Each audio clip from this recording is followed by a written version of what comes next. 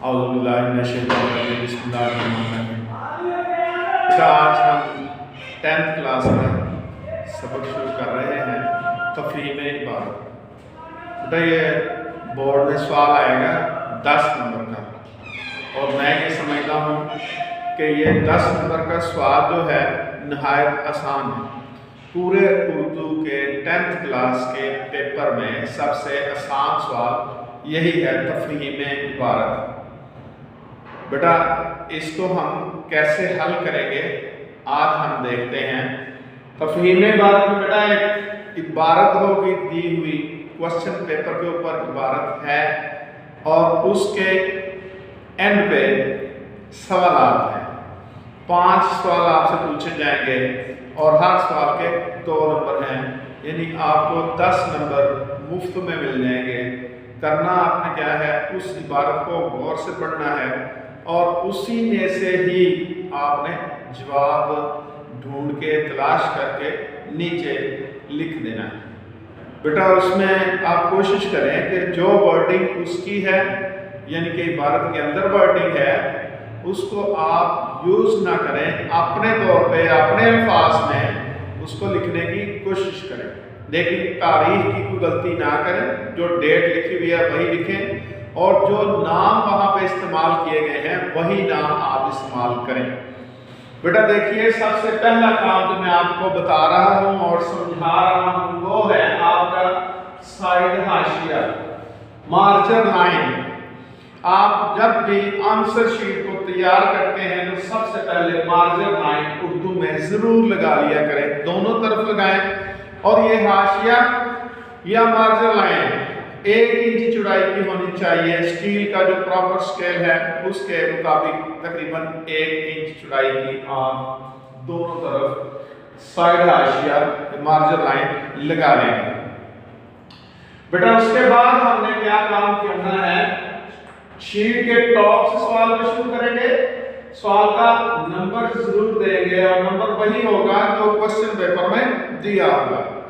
उसके बाद हमने इसका क्वेश्चन लिखा है कि हम तफहीम इबारत कर रहे हैं और ये हमने ऊपर लिख दिया तफहीम इबारत, नीचे एक लाइन या फिर थोड़ा सा डिजाइन बना लिया। बेटा ये वाली चीजें आप मार्कर से लिखेंगे और ये बाकी सारे का सारा काम जो है आपने पेन से करना है। अब देखिए बेटा, आपने इसका क्वेश्चन भी जरूर लिखना है और आंसर भी जरूर लिखना है। कोशिश ये करें कि जो आंसर है वो अगर आप फुल नहीं लिख सकते तो इस तरह डॉट्स लगा दें थोड़ा सा इसको लिखने के बाद, और उसके बाद जब आप जवाब लिखते हैं तो जवाब आपको पूरा लिखना चाहिए, उसमें डॉट्स का कोई काम नहीं है। लेकिन कोशिश करें कि जवाब ज्यादा लेंथी ना हो, डिटेल में ना हो। अब देखिए बेटा, हम तफहीम इबारत की जो इबारत उसमें दी हुई है, ये हमारी जो बोर्ड की रिकमेंडेड बुक है क़वाइदुल इंशा, वहां पे ये इबारत नंबर 1 है। आज मैं इसको समझाने की कोशिश करता हूँ। बेटा देखिए, हमने सबसे पहले इस तरह किया कि इसका सवाल का नंबर लिखा हमने सवाल नंबर 1 और आगे हमने लिख दिया पंजाब की हुदूद गजनी तक डैश डैश डैश या डॉट डॉट डॉट। तो मैं पूरा सवाल पढ़ता हूं, पंजाब की हुदूद गजनी तक फैली हुई थी किसके जमाने में? तो बेटा हमने जवाब लिख दिया पंजाब की हुदूद गजनी तक फैली हुई थी राजा जयपाल के जमाने में। फुल स्टॉप उर्दू का हमने लगा दिया। अगर ये एक लाइन में पूरा नहीं आता एक सत्र में, फिर हम दूसरी लाइन पे जाएंगे और बिल्कुल इसके नीचे से इसको लिखना शुरू करेंगे। फिर दूसरा क्वेश्चन है, उसको देखिए। उसने पूछा जयपाल कौन था और सुक्कतगीर के बारे में आप क्या जानते हैं? सवालिया निशान इसी तरह लगाइए क्योंकि ये सवाल है।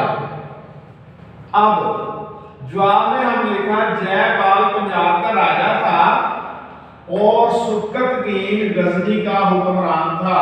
फुल स्टॉप उर्दू का लगा दिया हमने, नहायत मुख्तसर उसको बता दिया। सवाल नंबर 3, वो लोग तो बर्फ के कीड़े थे, कॉमा लगा हुआ है, कौन बर्फ में रहने के आदी थे? सवालिया निशान है। इसका जवाब हमने लिखा गजनी के रहने वाले लोग यानी सुकरकीन के सिपाही बर्फ में रहने के आदी थे और उन्हें ही बर्फ के कीड़े कहा गया है। क्वेश्चन नंबर 4 है वहां रजाई का गुजारा क्यों नहीं था? सवालिया निशान। जवाब में हमने लिखा रजाई पंजाब के कम सर्दी वाले इलाकों में काम आती है जबकि वहां सर्दी बहुत ज्यादा थी जिसे रजाई नहीं रोक सकती थी। फुल स्टॉप उर्दू का लगा हुआ। बेटा सवाल नंबर 5 जयपाल और सुकरकीन में जंग क्यों ना हुई?